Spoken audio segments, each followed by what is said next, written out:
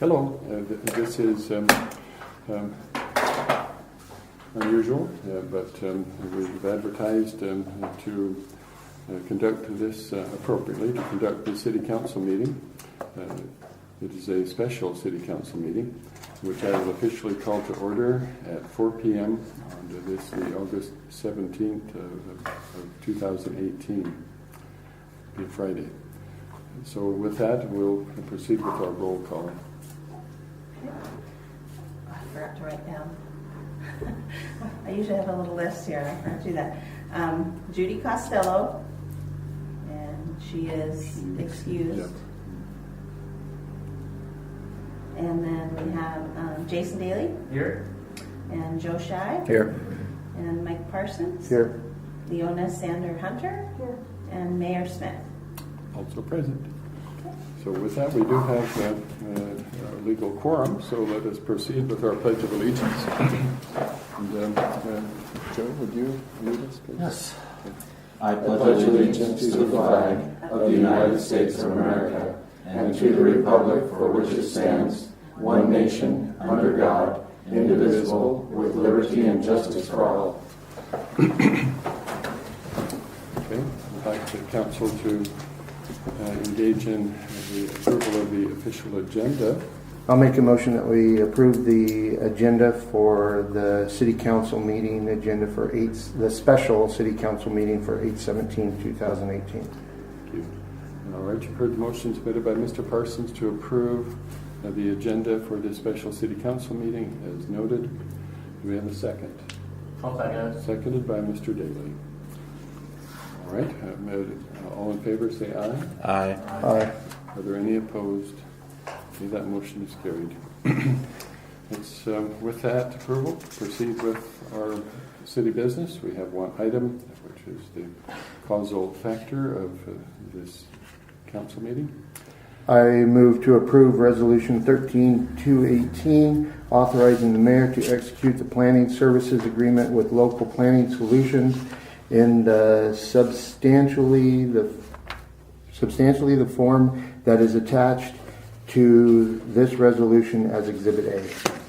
Okay, we've heard the motion submitted by Councilmember Parsons to approve Resolution 13-2018 as read. Do we have a second for that motion? Can I make a comment before we go any After a further? second. Okay. Yeah. I'll second it. Oh, seconded by Mr. Daly. Now we would open it up to council. I've given this a lot of thought this last night, and when Judy said she couldn't make it, I don't think it's fair that since she is the one that it asked that it be held for the next meeting, that we meet here and pass it without her getting her the answers to the questions that she had, making sure she's comfortable with it. I don't think we're doing a good thing here by just passing this when she can't be here. And she can't be here. I mean, it's not like she just is avoiding it. And I think that we all got it last Friday. And so we all had the opportunity to look at it. And we should have done it at the city council meeting. Friday and I didn't speak up then. But I think that there's stuff that's going on in the city that doesn't want to wait another week. It's just a week, though. And, in her defense, Jill wasn't here. How could she ask questions? Jill wasn't here. And Jill's our answer person. Our go-to for answers. Like it or not, sorry.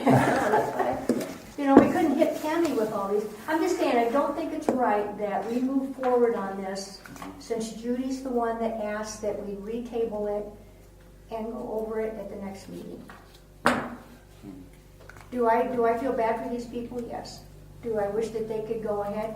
In my mind, this company that we're in contract with, they should have somebody in place to come and help these people get through with the steps they need to get through because we still have a contract with them. I don't understand why, just because this one gentleman pulled away, and I realize he's the one that works with the city, but why does that then have to stop what's happening here? We have a contract already. Till 2019. Because he was the one that was doing the work. And so then we'd have to give it to somebody else, let them get caught up, and it's not like they were sharing it.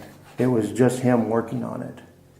Well, I don't know. In my mind, if he was going to pull out, he should have filled somebody in on what was going on so that the company that we're contracted under could have fulfilled what was happening. Yeah. I think somewhere something got lost in the mix, and I don't think we should have to have an additional company because he's the one that started this. Surely he made notes. Surely there's stuff in the office that says this is what's happened, this is what needs to happen, this is the next step. I don't know. But, my point being, Judy asked that we hold on to this until the next meeting, and the fact that she can't be here, I don't think it's right that we move ahead right now. That's my opinion. Okay. That's why we have I council realize I'm just one out of discussion. the four here, but that's my opinion on it.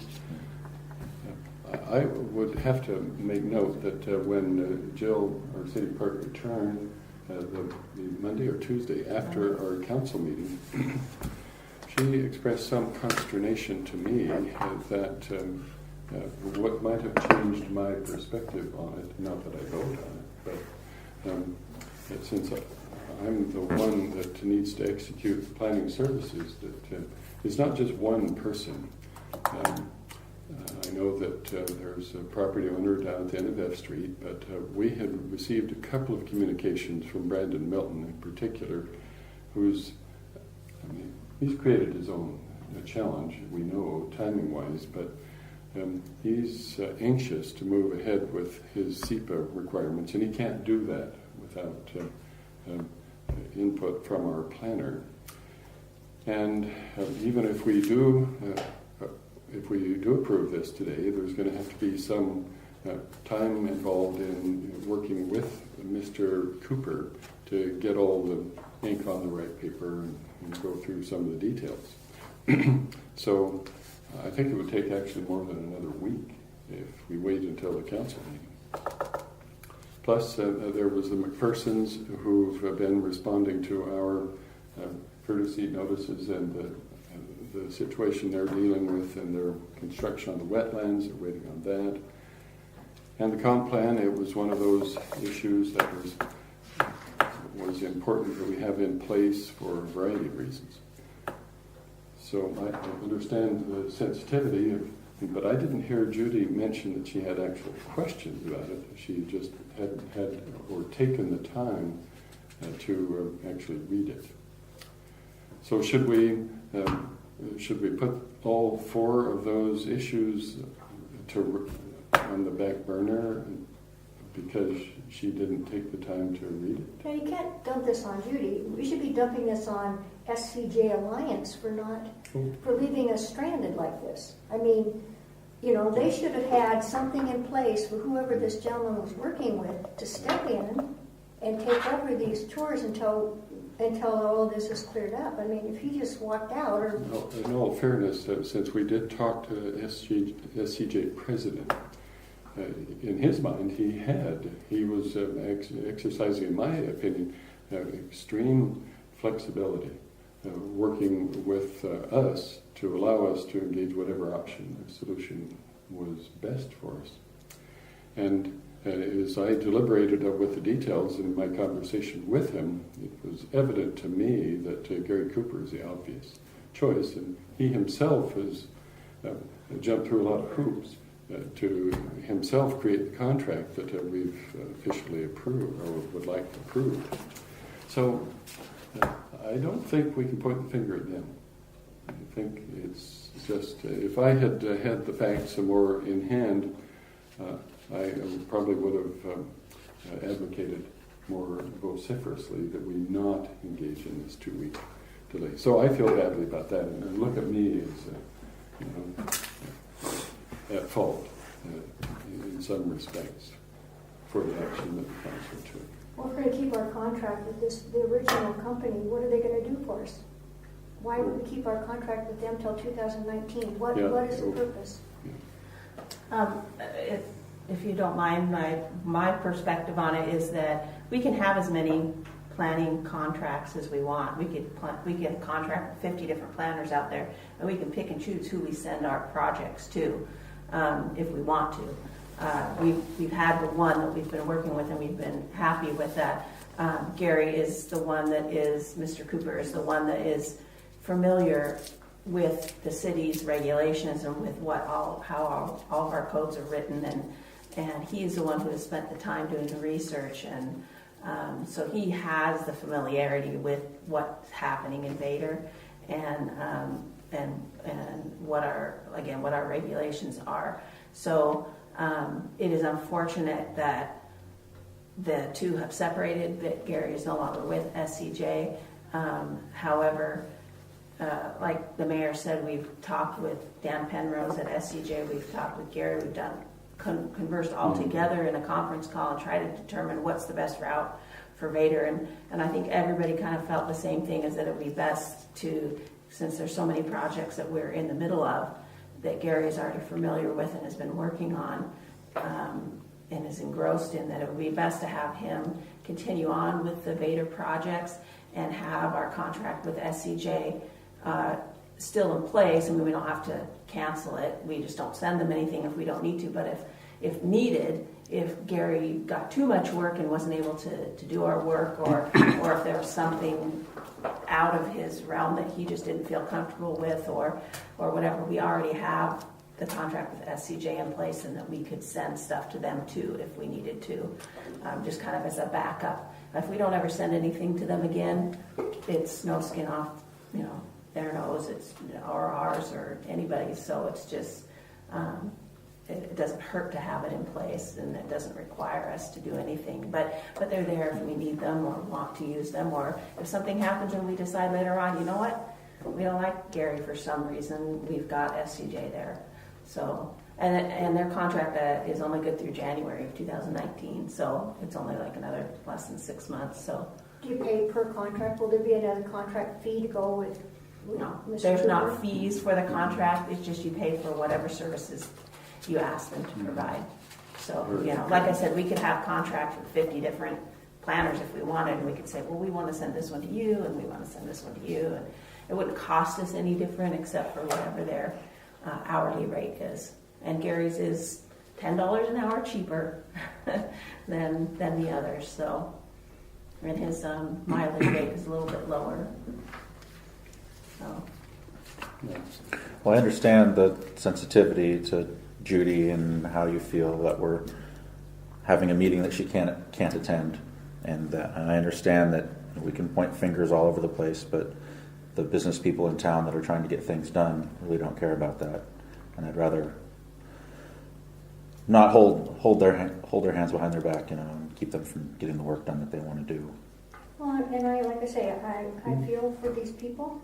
I'm sorry it worked out this way for them, and I hate delays myself, so I totally understand that.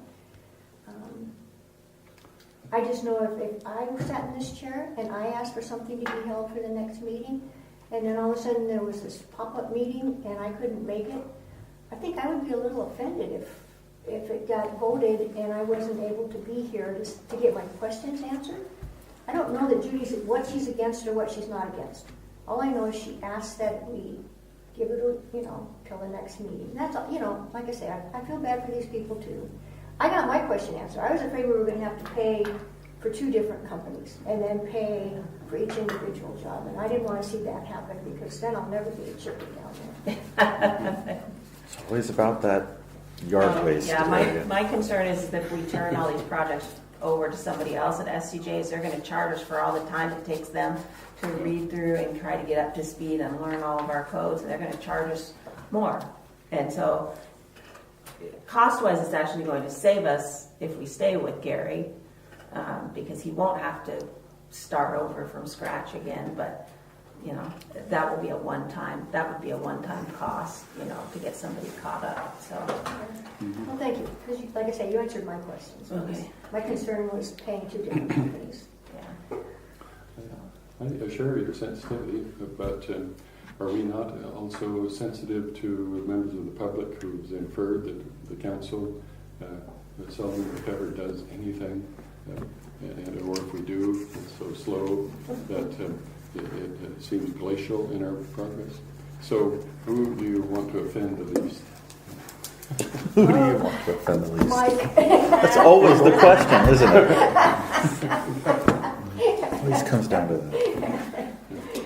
But, any other thoughts? There are two other points that I wasn't expecting you to just automatically do, but there are two other points that unfortunately I do need to bring to your attention because Mr. Cooper's asked me to do so with the contract. And so if you don't mind me taking a minute to explain that. So first of all, when we were putting this contract together before I went on vacation, the week before we had council meeting, we were working really hard to get this contract together. This contract, by the way, is submitted as a standard contract that our city attorney provides to us for consultant services, and so it's very comprehensive. It has everything that you can imagine in there to cover the city. And Mr. Cooper has agreed to everything in it. We also sent it to our insurance company to have them review because we're required to send any contracts to them to make sure that we have the proper insurance and indemnification language in there. So they did all of that. So Mr. Cooper was working to comply with the insurance requirements and was having a little bit of difficulty between the insurance company he was trying to use and what our requirements were, and feeling that those limits, the insurance limits, were probably set more for somebody who provides a product rather than somebody who provides consultant services. And so there was a lot of talk back and forth between the insurance company, between Mr. Cooper and our city attorney, and I was just kind of watching this conversation go on as they were trying to figure out where those numbers should hit. As part of that process and trying to get that all ironed out as to what would be appropriate, the insurance company that Mr. Cooper was using, Mr. Cooper changed the scope of work to be a lot less specific.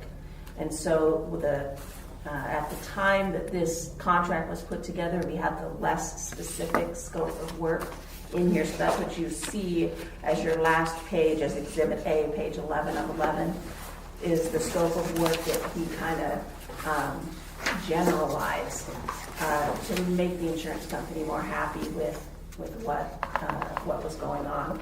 Since then, he's since gone with a different insurance company, and he has been able to meet everything that the city is requesting, and that the city attorney has also approved.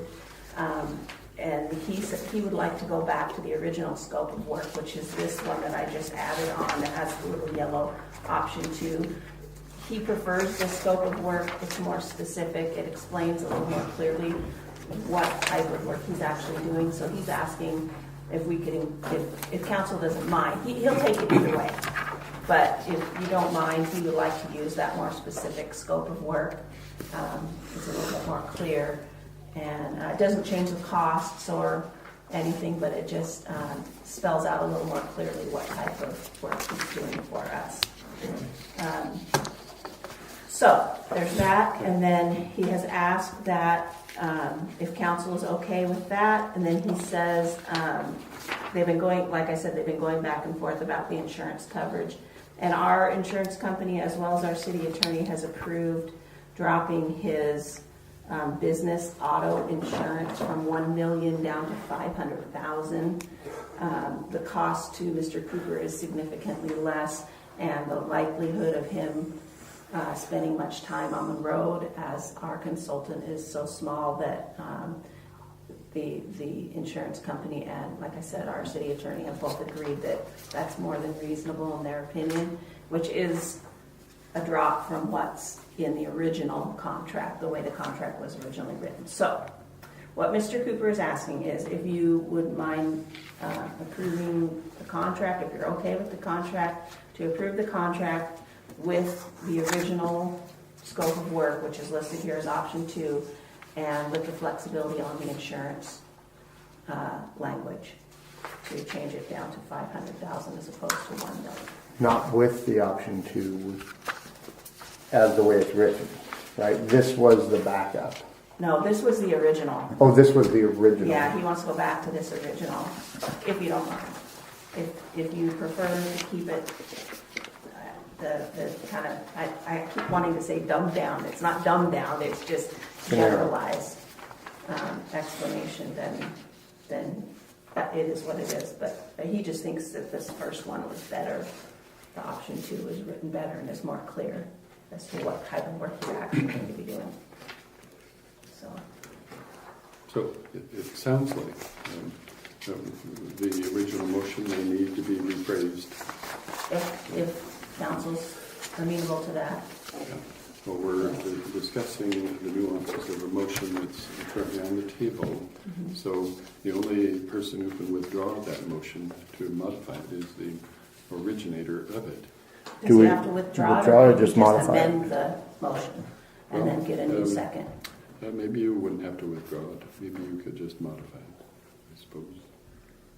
Okay, then I would like to modify the motion to add Exhibit A Option 2 as the perimeters and approve the lowering of the vehicle insurance from $1 million to $500,000.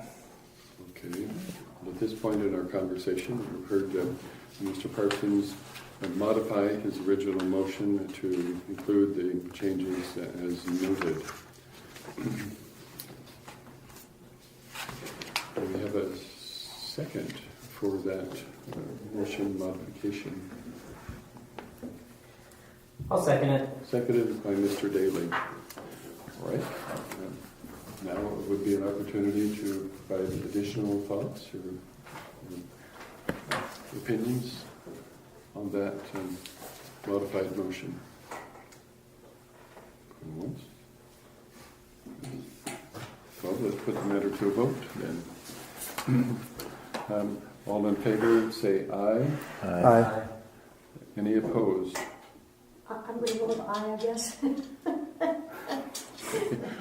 All right. Then So I did hear you're 4. aye? I'm an I. Okay. It was unanimous with those council members in session. So, thank you. That reflects what I have seen in this council, decisive action when the facts and information are provided, and that you don't end up doing nothing. This is a council that is action-oriented and accomplishes much good. So, thank you for that. I see no other official agenda item. But with that, I will declare this special council meeting adjourned at 4:23 p.m. Thank you.